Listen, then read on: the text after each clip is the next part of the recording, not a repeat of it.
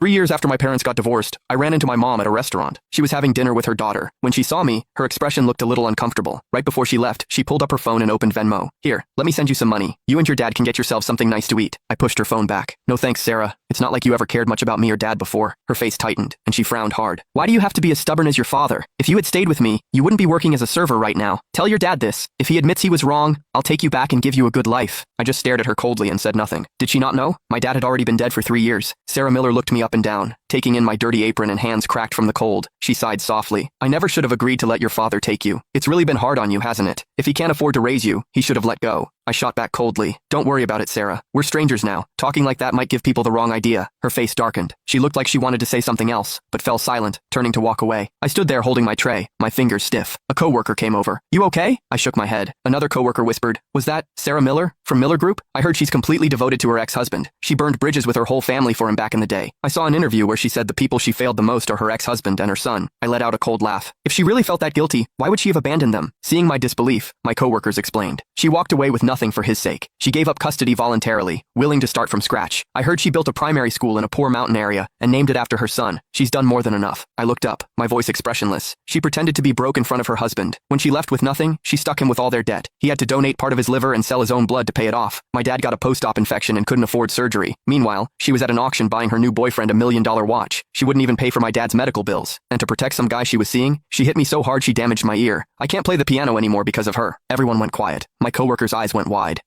I stayed perfectly calm. Yeah, I'm her son. They shut up immediately. After a moment, one asked, but didn't you just say your dad is already? I didn't answer. Lowering my head to kept working, shutting out the gossip. After my shift, I bought a bunch of white chrysanthemums and a birthday cake. At the cemetery, I set the cake in front of the headstone, where my dad's smiling picture looked back. I crouched down, softly singing, Happy birthday. Happy birthday, Dad, I whispered. I ran into her today. I don't think she knows you're gone yet. The next day, the restaurant was eerily quiet when I showed up. My mom was sitting in the middle of the dining room, an untouched cup of tea in front of her. Her face was dark. The manager wiped sweat off his forehead, forcing a smile. Ms. Miller, we'll definitely look into what happened yesterday and get back to you with an explanation. Before he could finish, her eyes locked onto me, hitting me with a familiar wave of pressure. I walked over, my voice hard. Sarah, what do you want? She looked up, her tone ice cold. Something was wrong with your food yesterday. My daughter got sick on the way home. Her father is very upset. I smiled tightly. So, are you using this as an excuse to come after me? Or do you want to drag me and my dad over to apologize to Caleb like you did 3 years ago? Her expression shifted instantly, as guilt flickered behind her eyes.